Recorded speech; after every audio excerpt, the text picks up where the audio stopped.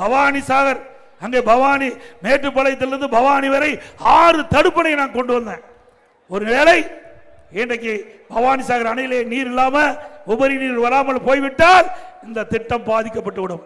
இந்த அத்திக்கடை அவிநாசி திட்டத்தில் இருக்கின்ற விவசாயிகள் பாதித்து விடுவார்கள் என்று எண்ணி நான் ஒரு விவசாயி இருக்கின்ற காரணத்தினாலே, அந்த அருமை நீருடைய அருமை தெரிந்த காரணத்தினாலே 6 தடுப்பணை பவானி ஆற்றிலே கட்டுவதற்கு ஆணையிட்டு 2 அணைகள் நான் முதலமைச்சர் இருக்கிற காலத்திலே பணி துவங்கப்பட்டு 25-30% நடைபெற்றது.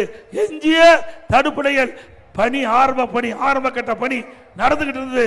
ஆட்சி மாற்றம் திமுக ஆட்சிக்கு பிறகு அந்த தடுப்பணையினுடைய உயரத்தை குறைச்சிட்டாங்க. எவ்வளவு கேவலமான அரசாங்கம், எவ்வளவு பெரிய திட்டம். இன்னைக்கு 1.25 டிஎம்சி 6 தடுப்பணையும் கட்டப்பட்டால் 1.25 டிஎம்சி தண்ணி தேக்கலாம். இன்றைக்கு மழை காலத்திலே உபரியா போகின்ற நீரை ஆங்காங்கே தடுப்பணை கட்டி தேக்கி நமக்கு தேவையான அத்திக்கடை அவிநாசி திட்டத்திற்கு தேவையான நீரை நம்முடைய விவசாயிகளுக்கு கொடுக்கலாம், ஏரி குளத்தை நிரப்பலாம். இப்படி இந்த திட்டத்திற்கு திராவிட முன்னேற்ற கழக அரசும் வேண்டும் என்ற பல்வேறு பிரச்சனைகளை உருவாக்கி அந்த தடுப்பணையுடைய உயரத்தை குறைச்சி அதை கட்டியிருக்கிறாங்க. மீண்டும் அதிமுக ஆட்சி தடுப்பணையுடைய உயரம் உயர்த்தப்படும்.